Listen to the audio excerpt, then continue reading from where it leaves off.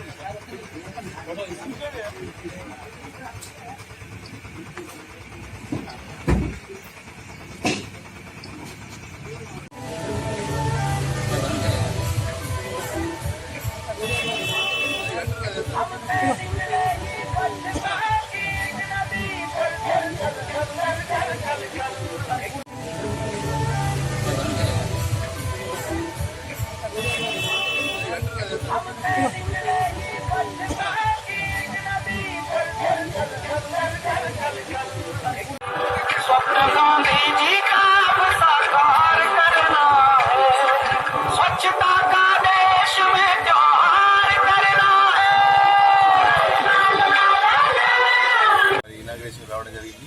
మరి ప్రభుత్వ ఆదేశాల మేరకు జిల్లాలో ఉన్నటువంటి 396 గ్రామ పంచాయతీలకు గాను మరి గౌరవ సీఎం గారు మరి ప్రభుత్వ ఆదేశాల మేరకు ఏంటంటే ప్రతి పంచాయతీలో కూడా పారిశుద్ధ్యమైన సక్రమంగా నిర్వహించాలన్న ఆలోచనతో మరి ఇంటింటికి చెత్త సేకరణలో భాగంగా మరి ఆటో ట్యాలీస్ కానీ ట్యాబ్లెట్స్ అనేవి ప్రతి గ్రామ పంచాయతీకి కొనుగోలు చేయడం జరుగుతుంది. మరి అదేవిధంగా మరి గ్రామ పంచాయతీ యొక్క జనాభా దృష్టిలో ఉంచుకొని వాటి యొక్క మరి అవసరాలను దృష్టిలో ఉంచుకొని మరి గ్రామ పంచాయతీ సంబంధించి ట్రాక్టర్ కానీ ట్యాలీ కానీ అదేవిధంగా ట్రైసైకిల్స్ కానీ కొనుగోలు చేయడం జరుగుతుంది. సో ఈ విధంగా ప్రజల్లో ఒక చైతన్యం కలిగించి ప్రజలకు ఒక సౌకర్యాన్ని కల్పించి మరి ఇంటింటికి చెత్త సేకరణ అనేది గతంలో మాదిరి కాకుండా ఇంటింటికి చెత్త సేకరణ చేసి దాన్ని అంతా కూడా మరి డంపింగ్ యార్డుకు తరలించే భాగంగా మరి జిల్లాలో అన్ని గ్రామ పంచాయతీల్లో ఈ కార్యక్రమాన్ని కలెక్టర్ ఆదేశాల మేరకు నిర్వహించడం జరుగుతుంది. మరి ఈరోజు ఈ కార్యక్రమంలో మరి గ్రామ పంచాయతీ సభ్యుల్లో మరి చేసినటువంటి గౌరవ జెడ్పీటీసీ ఎంపీ గారికి మరి ఎంపీడీ గారికి మరి గౌరవ వార్డు సభ్యులు సర్పంచ్ అందరికీ కూడా గ్రామ ప్రజలందరికీ కూడా మరి వీరంతా కూడా మరి ఈ అవకాశాన్ని సద్వినియోగం చేసుకొని ఏంటంటే చెత్త రోడ్ల మీద వేయకుండా మరి వెహికల్ ప్రతి రోజు కూడా మన ఇంటి ముంగిటి కానీ షాప్ ముందుకు రావడం జరుగుతుంది. సో దాన్ని మరి సద్వినియోగం చేసుకొని ఎవరు కూడా చెత్త బయట వేయకుండా రోడ్లపైన మోసకాలలో వేయకుండా మరి పారిశుద్ధ్యాన్ని మరి పబ్లిక్ సేఫ్టీ అనేది ముఖ్యం కాబట్టి గ్రామ పంచాయతీ ప్రతినిధి.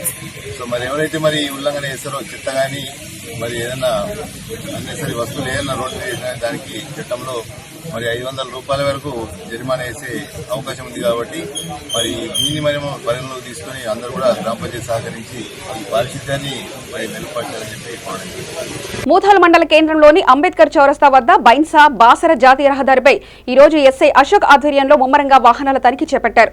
వాహన తనిఖీలో భాగంగా సరైన ధృవపత్రాలు లేని వాహనదారులకు ఈ చలాన్ ద్వారా జరిమానా విధించామని ఎస్ఐ అశోక్ తెలిపారు. ఈ సందర్భంగా ఆయన మాట్లాడుతూ వాహనదారులు రోడ్డు నియమాలను పాటించి ప్రమాదాల నివారణకు కృషి చేయాలని కోరారు. మద్యం మత్తులో వేగం అతిక్రమించి వాహనాలు నడిపి ఇతరులకు ఇబ్బంది కలిగించవద్దని సూచించారు. ఈ తనిఖీలో భాగంగా డ్రంక్ అండ్ డ్రైవ్ కేసులు నమోదైనట్లు తెలిపారు. ఈ తనిఖీలో ఏఎస్ఐ దేవరావు, స్థానిక పోలీసు సిబ్బంది తదితరులు పాల్గొన్నారు.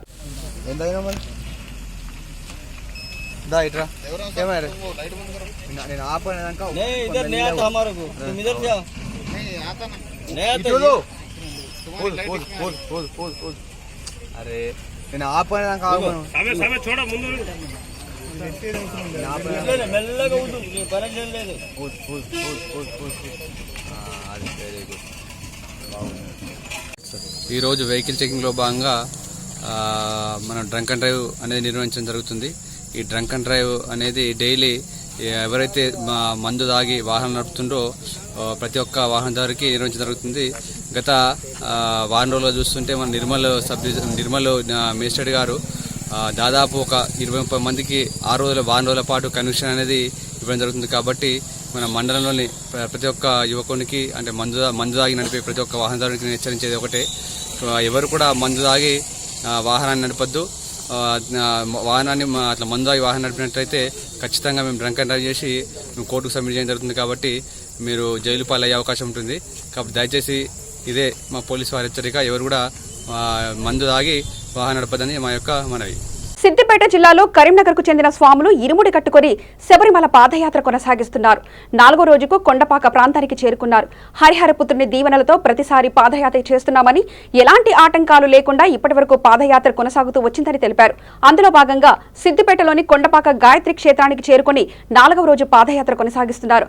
హరిహర నామస్మరణ చేస్తూ కరిమల వాసుని దర్శనానికై ఉత్సాహంతో అయ్యప్ప దర్శనానికి వెళ్తున్నారు అయ్యప్ప స్వాములు. రామేశ్వర స్వామి, మేము కరీంనగర్ పట్టణం నుండి హరిహర క్షేత్ర అయ్యప్ప స్వామి దేవాలయంలో శ్రీ స్వర్గీయ వేణుగోపాల గురుస్వామి గత కొన్ని సంవత్సరాలుగా మహాపాదయాత్ర కరీంనగర్ టు శబరిమల కార్యక్రమాన్ని కొన్ని సంవత్సరాలుగా చేస్తున్నాము. అదేవిధంగా అయ్యప్ప స్వామి అనుగ్రహంతో వేణుగోపాల గురు స్ఫూర్తితో 16వ తారీఖు నాడు బయలుదేరి నిన్న ఈ రోజుకి 4వ రోజు సిద్దిపేట నుండి ఇప్పుడు కొండపాక గాయత్రి క్షేత్రానికి చేరుకున్నాము. తిరిగి సాయంకాలము దీక్షా కార్యక్రమం అయిపోయిన తర్వాత సాయంత్రము కూకూరుపల్లి చేరుకుంటాము. స్వామి ఇప్పటికి సుమారుగా ఒక 75 కిలోమీటర్లు నడవడం జరిగింది స్వామి కరీంనగర్ టు శబరిమల. స్వామి చేసినాము. మేము నవంబర్ 28 దర్శించుకుంటాం శబరిమల, 29 నాడు నెయ్యాభిషేకము, 30 నాడు తిరుగు ప్రయాణం స్వామి. ఆర్టీసీ కార్మికుల సమస్యల పరిష్కారం కోరుతూ ప్రగతి భవన్ కాంగ్రెస్ సోమవారం ముట్టడించింది. సమ్మెపై సమీక్ష కోసం ఇటీవల గాంధీ భవన్ లో టీపీసీసీ కార్యనిర్వాహక అధ్యక్షుడు రేవంత్ రెడ్డి, ఉమ్మడి రాష్ట్ర మాజీ ఉప ముఖ్యమంత్రి దామోదర రాజనరసింహ, మాజీ మంత్రి షబీర్ అలీ సమావేశమైన సంగతి మనకు తెలిసిందే. బంద్ రోజు నాటికి సమస్యలు పరిష్కరించుకుంటే 21న ప్రగతి భవన్ ముట్టడిస్తామని ఆ సందర్భంగా రేవంత్ రెడ్డి ప్రకటించారు. ప్రభుత్వంలో ఇప్పటివరకు చలనం లేకపోవడంతో సోమవారం ప్రగతి భవన్ ముట్టడి యథాతథంగా ఉంటుందని గాంధీ భవన్ వర్గాలు తెలిపాయి. దీనిపై నేడు పార్టీ నేతలు సమావేశమయ్యే అవకాశం ఉందని వెల్లడించాయి. ప్రభుత్వం చెప్తున్న లెక్కల ప్రకారం ఆర్టీసీ నష్టాలు సంవత్సరానికి 1400 కోట్లు. నువ్వు ఇవ్వాల్సిన ఇస్తే 1700 కోట్లు వస్తాయి. 1400 కోట్ల నష్టం పోను 300 కోట్లు ఆర్టీసీ కార్మికులకు అదనంగా మిగులుతాయి. వాళ్ళు కావాలంటే బోనస్ తీసుకోవచ్చు, కొత్త బస్సులు కొనుక్కోవచ్చు, ఎన్నైనా చేయొచ్చు. ఇవాళ ప్రభుత్వం పరోక్షంగా ఆర్టీసీని మొత్తం ముండమోపించేసి దివాలా తీపించి 85,000 కోట్ల రూపాయల ఆస్తులు ఉన్నాయి ఇవాళ ఆర్టీసీకి. మీకు అందరికీ తెలుసు, ఒకప్పుడు ఊరికి దూరంగా బస్ డిపో ఉండేది. ఊర్లు పెరిగే పట్టణాలు అయిన తర్వాత ఆ భూముల విలువ ఎకరాకి 20 కోట్లు, 30 కోట్లు, 50 కోట్లు అయింది. ఒక్కొక్క బస్ డిపోలో 50 ఎకరాలు, 60 ఎకరాలు, 70 ఎకరాలు భూమి ఉంది. ఇప్పుడు ఉప్పల్ డిపోనో, మియాపూర్ డిపోనో, లేకపోతే దిల్సుఖ్నగర్ బస్ డిపోనో, మీరు అందరూ అంటే మన నల్గొండ ప్రజలు చూసే ప్రాంతాలలో ఉన్న బస్ డిపోల భూముల విలువ ఎంత అయిందో మీరు ఒక్కసారి లెక్కేయండి. ఈ భూములన్నీ లీజుల పేరు మీద గలీజ్ దందా చేసుకుంటూ మొత్తం కేసీఆర్ కుటుంబ సభ్యులే వాటిని ఆక్రమించుకున్నారు. వాళ్ళు ఆక్రమించి అలసిపోతే వాళ్ళ తాబేదారులు ఆక్రమించుకున్నారు. నడుస్తున్న నల్గొండ మన వరంగల్లో హన్మకొండ చౌరస్తాలో టైర్ల రీట్రేడింగ్ ఫ్యాక్టరీని నడుస్తున్నదాన్ని 150 మంది సిబ్బంది ఉన్నదాన్ని మూతేసి టీఆర్ఎస్ ఎంపీకి ప్రత్యక్షంగా లీజ్ పేరు మీద కట్టబెట్టేసారు 4 ఎకరాల భూమి. ఏది హన్మకొండ చౌరస్తాలో హంటర్ చౌరస్తాలో 50 కోట్లకి ఎకరం ఉంటుంది. ఆడియాల ₹1,00,000 గజం ఉంది ఆడ భూమి విలువ. ఇట్లా 135 పెట్రోల్ బంకులు అత్యంత ఖరీదైన భూములల్లో ఆర్టీసీ నిర్వహించుకోవాల్సిన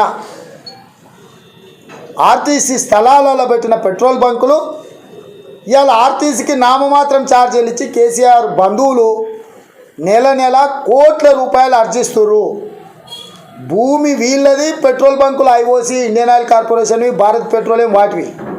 మధ్యలో సర్వీస్ ప్రొవైడర్ అనే పేరు. సర్వీస్ ప్రొవైడర్ అంటే ఏంటంటే వచ్చినోనికి పెట్రోల్ పోసే కూలోడు పని. ఈ కూలీలను పెట్టినందుకు కేసీఆర్ బంగ్లాలోనే సంతోషంగా ఉండే వ్యక్తి కేసీఆర్ ఆత్మ వెనకాల చక్రం తిప్పి వచ్చిన ఆదాయంలో పెట్రోల్ పోస్టోళ్ళని పెట్టినందుకు 60% వాడు తీసుకుంటాడంట. స్థలాలు ఇచ్చి మొత్తం ఇచ్చిన ఆర్టీసీకి 40% ఇస్తారంట. ఇది న్యాయమా? పాత్రికేయ మిత్రులారా, మీరు ఆలోచన చేయండి. ఎందుకు ఈ సంస్థ దెబ్బతింటుంది అనడానికి నేను కారణాలు వివరిస్తున్నా. ఇవాళ వాళ్ళను కుక్కను చంపాలంటే పిచ్చిదాన్ని ముద్రేయాలన్నట్టు కార్మికులు గొంతమ్మ కోరికలు కోరుతున్నారు, ఇష్టారాజ్యంగా మాట్లాడుతున్నారు. సమ్మెకు పోతారా? బరాబరు పోతారు. సమ్మెకు ఎందుకు కోరు? చట్టం వాళ్ళకి ఇచ్చిన హక్కు. నువ్వు ముఖ్యమంత్రి కావడానికి ఏ రాజ్యాంగం నీకు అవకాశం కల్పించిందో, నువ్వు కుర్చీలో కూర్చొని నీ నిర్ణయం నిలుగుతున్నావో అదే రాజ్యాంగం కార్మికులకు సమ్మె చేసుకునే హక్కు కల్పించింది.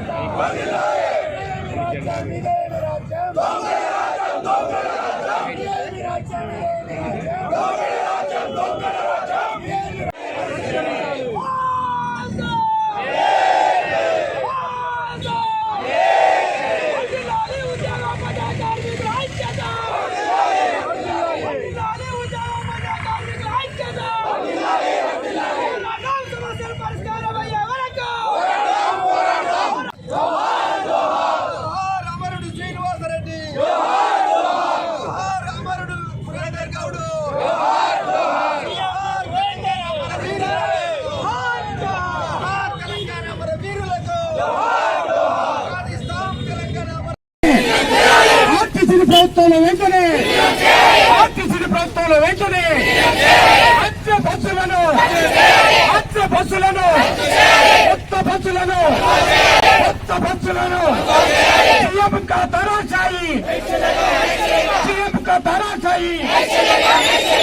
మరి దొరల పాలన చేస్తున్నారు అనేది సందర్భంగా శ్రీకాంతాచారి మరణంతో ఆత్మహత్యతో ఏదైతే గద్దెనెక్కిందో ఈరోజు గద్దెదిగాల్సి వచ్చేటువంటి పరిస్థితి ఏర్పడిందని ఈరోజు తెలుస్తుంది.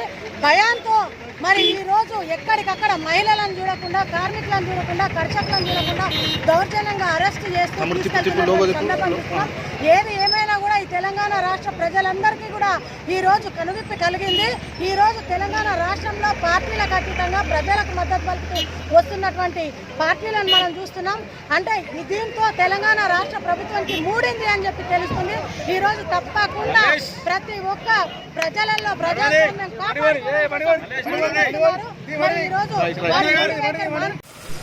జరుగుతున్నటువంటి బంద్లో అన్ని రాజకీయ పార్టీలు, ప్రజా సంఘాలు, ఉద్యోగ సంఘాలు, విద్యార్థి సంఘాలు, అన్నిటికి మించి ఆర్టీసీ, జేఏసీ అందరూ కూడా పాల్గొంటా ఉన్నారు. ఇప్పుడు సంపూర్ణ మద్దతు కొనసాగుతూ ఉంది.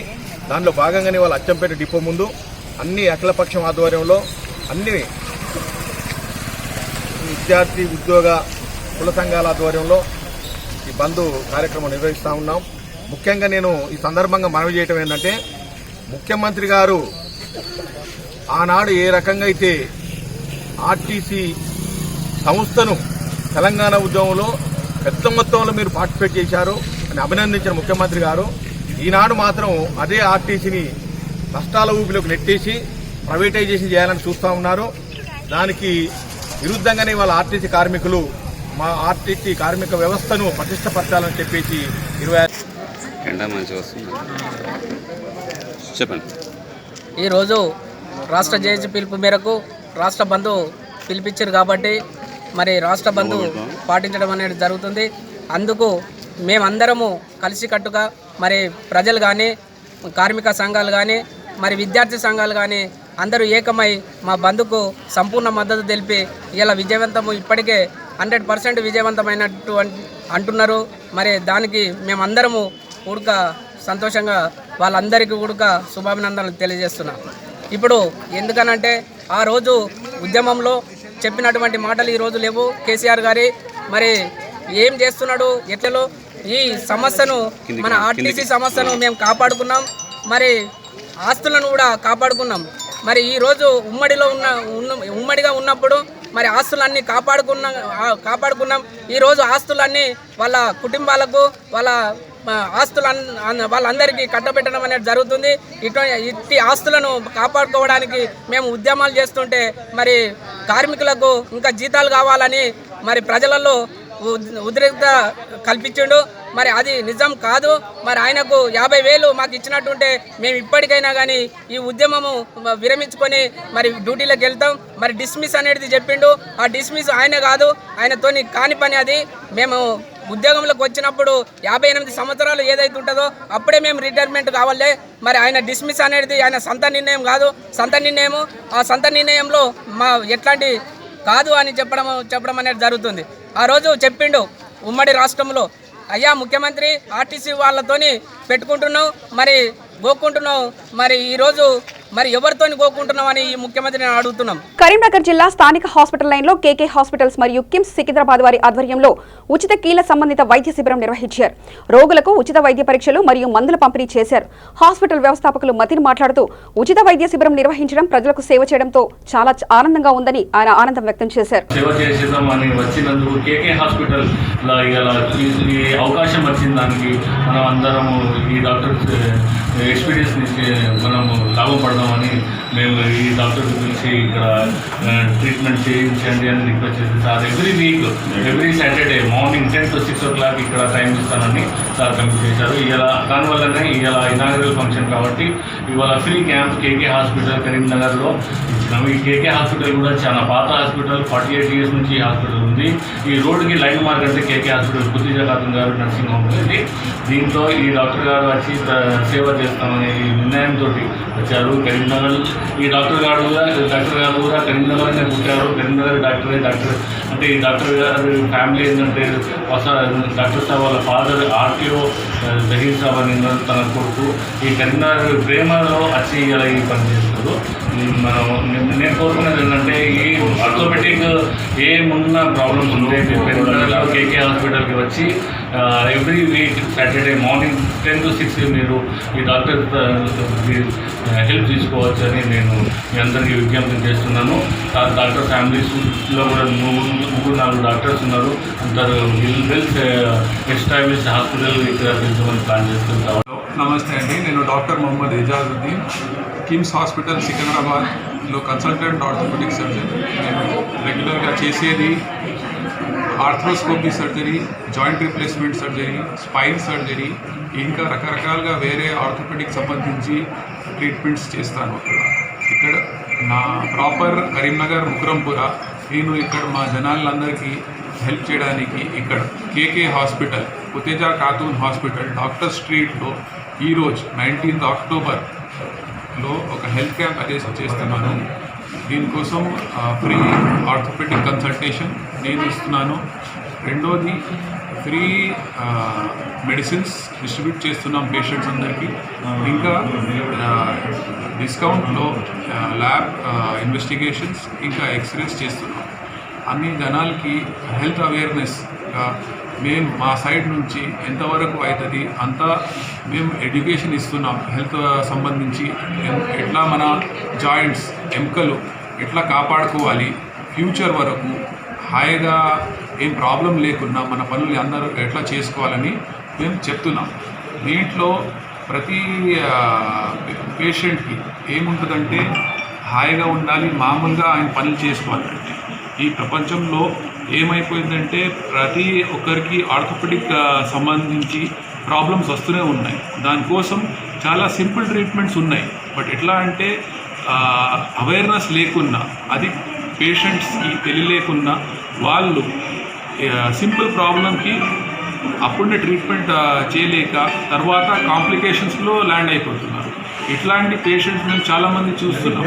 వాళ్ళు ఒక ట్యాబ్లెట్ కొంచెం ఫిజియోథెరపీతో ఏం కవర్ అయిపోతుంది, అది చేయలేక తర్వాత సర్జరీ వరకు వెళ్ళిపోయింది. అందుకోసం ఇప్పుడు నా సైడ్ నుంచి ఎంతవరకు అవుతుంది అన్ని పేషెంట్స్కి ఒక health education, health awareness, orthopaedic specially ఎముకల్ ఇంకా మోకాలు సంబంధించి, నడుం సంబంధించి ఎంతవరకు అవుతుంది అంతా మేము చేస్తున్నాం. ఆర్టీసీ కార్మికులు చేస్తున్న సమ్మెకు మద్దతుగా తెలంగాణ వ్యాప్తంగా సంపూర్ణ బంద్ జరిగింది. బంద్కు వివిధ ప్రజా సంఘాలు, ప్రతిపక్షాలు, ఇతర సంఘాలు మద్దతు తెలిపాయి. దీంతో రాష్ట్ర వ్యాప్తంగా బస్సులు, ఇతర వాహనాలు ఎక్కడికక్కడ ఆగిపోయాయి. ఉదయం నుంచే పలు ప్రాంతాల్లో దుకాణాలు మూసి ఉంచారు. డిపోల నుంచి బస్సులు కదలనీయకుండా కార్మికులు, వివిధ సంఘాలు అడ్డుకున్నాయి. తెలంగాణ వ్యాప్తంగా పలు జిల్లాల్లో బంద్ సందర్భంగా రోజువారీ కార్యకలాపాలు స్తంభించిపోయాయి.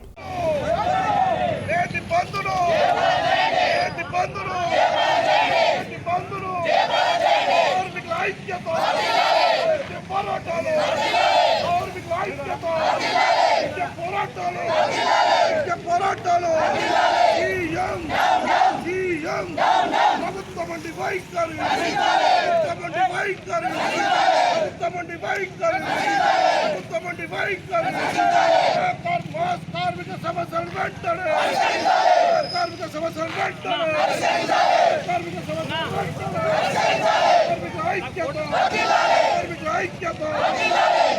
పోరాటాలు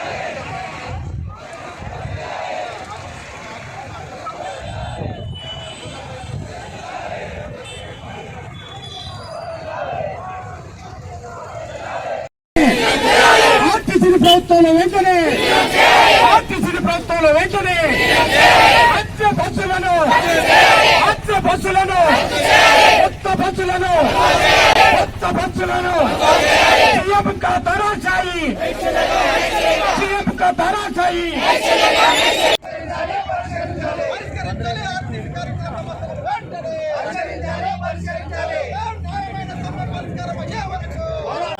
మరి ఈ యొక్క ఆర్టీసీ కార్మికులకు సంబంధించి హైకోర్టు కూడా ప్రభుత్వాన్ని మరి ఈ రకంగా ప్రజలు ఇబ్బంది పడుతున్నారు, ఇన్ని వేల బస్సులు తిరుగుతుండే మరి మీరు ఏమి చర్యలు తీసుకురంటే కూడా మరి వాళ్ళు చెప్పలేని పరిస్థితులు. మరి ఒక ఎండీని నియమించండి, ఎండీ కొంత బాధ్యత చూసుకుంటారని చెప్తే కూడా ఎండీ నియమిస్తే కూడా మనం ఒప్పుకున్నట్టయితే ఒక ఆలోచన ఒక అహంకార ధోరణితో ప్రభుత్వము మరి ఆ యొక్క పని చేయలేకపోతుంది.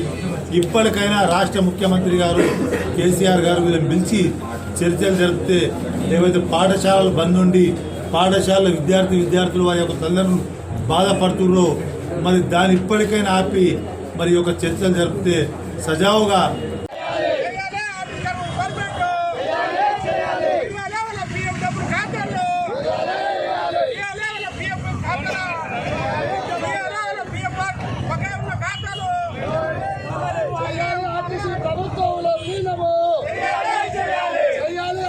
ప్రభుత్వాల విలీనము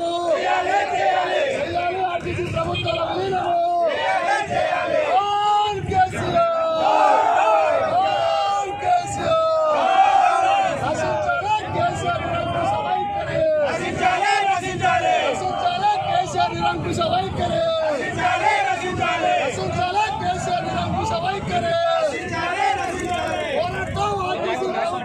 డెమోక్రసీ మేడ్చల్ జిల్లా కార్యదర్శి.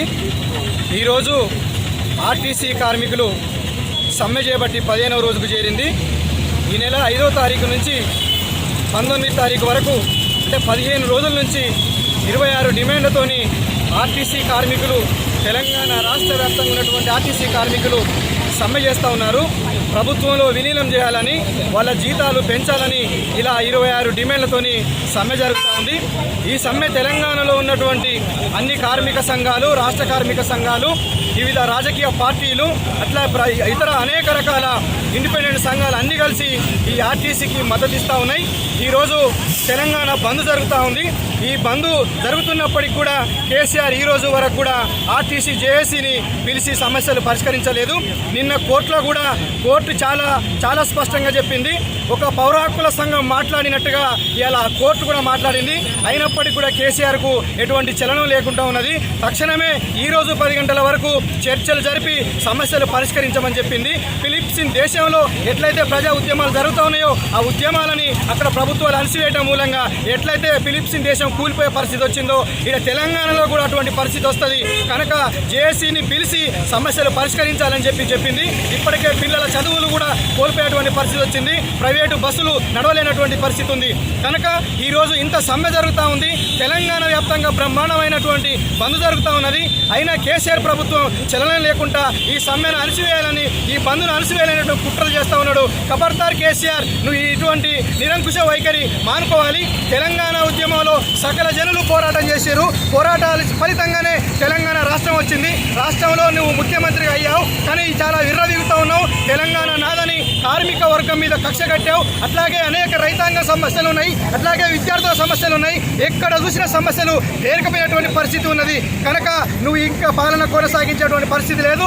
కనుక ఆర్టీసీతో చర్చలు జరిపి సమస్యలను పరిష్కరించకపోతే రేపటికెళ్ళి ఉద్యమం తీవ్రతరం అవుతుంది. అట్లాగే న్యూ డెమోక్రసీ కానీ, ఐఎఫ్టీ కానీ, పీడీఎస్సీ కానీ అనేక సంఘాలు, మా పార్టీకి సంబంధించినటువంటి అనేక సంఘాలు కూడా ఈ రంగం. వార్తలు ముగించే ముందు ప్రధానాంశాలు మరోసారి చూద్దాం. మూథల్లోని గ్రామ పంచాయతీ కార్యాలయంలో నూతనంగా కొనుగోలు చేసిన హైడ్రాలిక్ వాహనం ప్రారంభం. గ్రామంలో పారిశుద్ధ్య పనులకు ప్రాధాన్యత ఇవ్వనున్నట్లు వెల్లడి. సిద్దిపేట జిల్లాలో కరీంనగర్కు చెందిన స్వాములు శబరిమలకు పాదయాత్ర. హరిహరపుత్రుని దీవెనలతో ప్రతిసారి పాదయాత్ర చేస్తామన్నారు అయ్యప్ప స్వాములు. కరీంనగర్లో కేకే హాస్పిటల్ ఆధ్వర్యంలో ఉచిత కీళ్ల సంబంధిత వైద్య శిబిరం. ప్రజలకు సేవ చేయడంలో చాలా ఆనందం ఉందన్న వ్యవస్థాపకులు డాక్టర్ మతీన్. మరిన్ని వార్తా సమాచారం కోసం చూస్తూనే ఉండండి V3 న్యూస్. లక్ష్యం సమాజహితం.